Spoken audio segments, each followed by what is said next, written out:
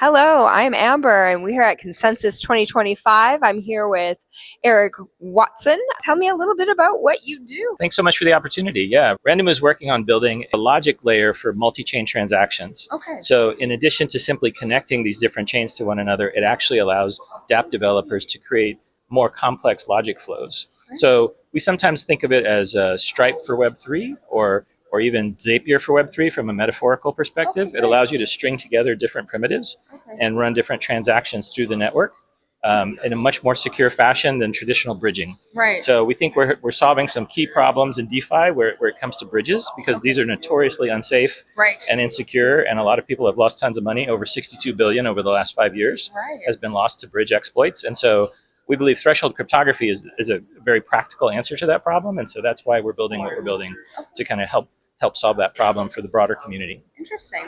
There's going to be 6 competitors, including us, and so that was from an initial cohort of 40. So we're very honored to be selected as one of these finalists, and it's going to be a tough competition. I see some really strong companies in the mix, so we're very anxious and excited about the outcome. But that's going to be happening later today. For us, it's really all about dApp developers, right? We want to work with developers, as Steve Ballmer used to say at Microsoft, right? So we're very excited about putting our tools in their hands so that they can make the next generation of amazing solutions for both DeFi banking as well as things like gaming and DePIN, all of which are exploding in popularity the last couple of years. And so we're just excited to be a part of it, and we think we have a really rock solid solution for folks with some of these difficult challenges. And so we're happy to help anybody that could use our help. I think the regulatory landscape has been evolving super rapidly, just as fast as the industry itself. And so generally speaking, things are more favorable now than they were in past years.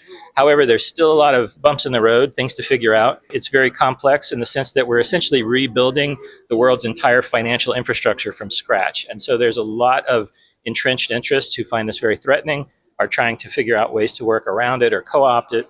And so I think it's going to be a long, hard slog, but in the end, it's going to be worth it for humanity, because we're all about digital human rights and making it easier for people to control their privacy, control their assets. And so cryptographic security is a huge part of that.